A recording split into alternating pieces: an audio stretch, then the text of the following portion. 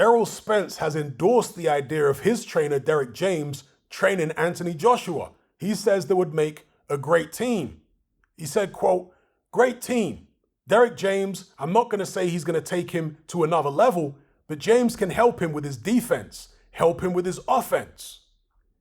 He goes on to say, talking to him and giving him comfort, and this is in relation to Anthony Joshua's psychological issues, talking to him and giving him that comfort, especially if you want that defense to get better, you need that comfort and let your hands go and stay focused in a fight.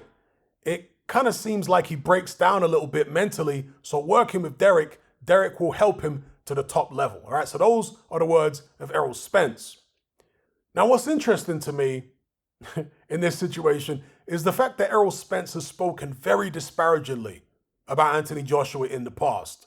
So, for example, we got this interview back in, well, it says 3 years ago. Not sure what year it was. It might have been 2018. It was before Anthony Joshua had lost, I believe. In fact, no.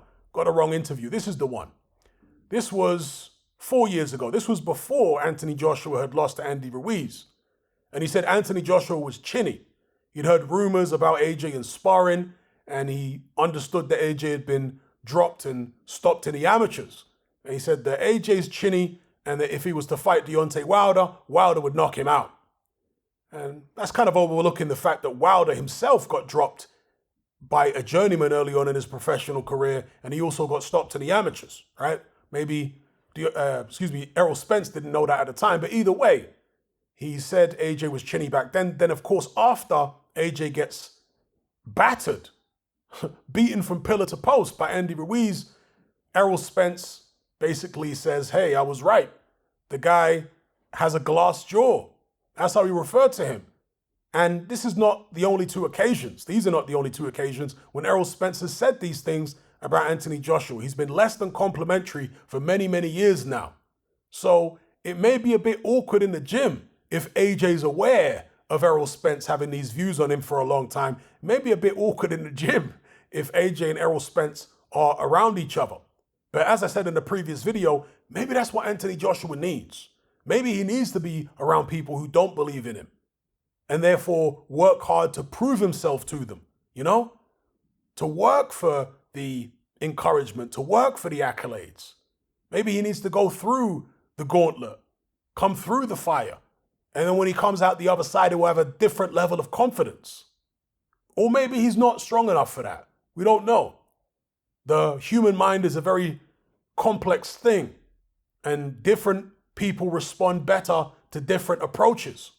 So I guess time will tell, but whoever Anthony Joshua picks as his next coach, he needs to stick with them, in my view, and I think he needs to do his training camps in the United States. He needs to get out of his comfort zone, go over to the United States. The only thing I'll say is, it's not ideal training somewhere which is several hours behind, like the US is compared to the UK. Training in America than fighting in the UK, because you've got the jet lag to contend with.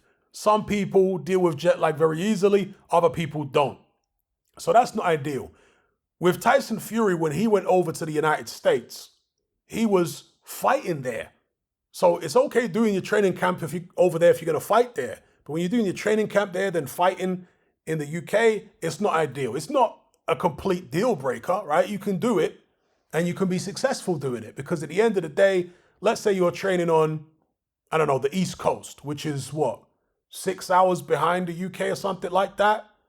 Well, adjust your training times so that it corresponds to whatever the fight time is going to be in the UK. So if you're going to fight 10 p.m. in the UK, 6 hours behind that, right, in the US is when you should be doing the bulk of, or the most intense sessions. So anyway, let me know what you guys think in the comments below about the prospect of Anthony Joshua hooking up with Derrick James, and whether there'll be some awkwardness in the gym with AJ and Errol Spence. Now, as far as from a technical perspective, a stylistic perspective, could James help Anthony Joshua? I think he could.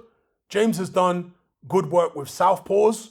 I've seen Martin recently had a good win over the weekend, and obviously Errol Spence is a southpaw. Do his training tactics and techniques work as well with orthodox fighters? You guys let me know what you think.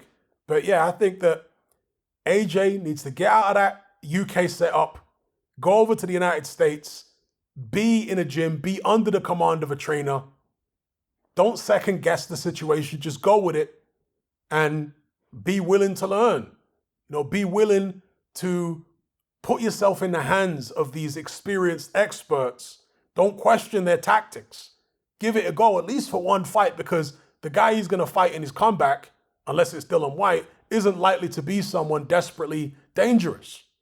So this is where you can experiment. This is where you can just put your trust in the hands of this trainer and see what he can mold you into over a camp. Let me know what you guys think in the comments.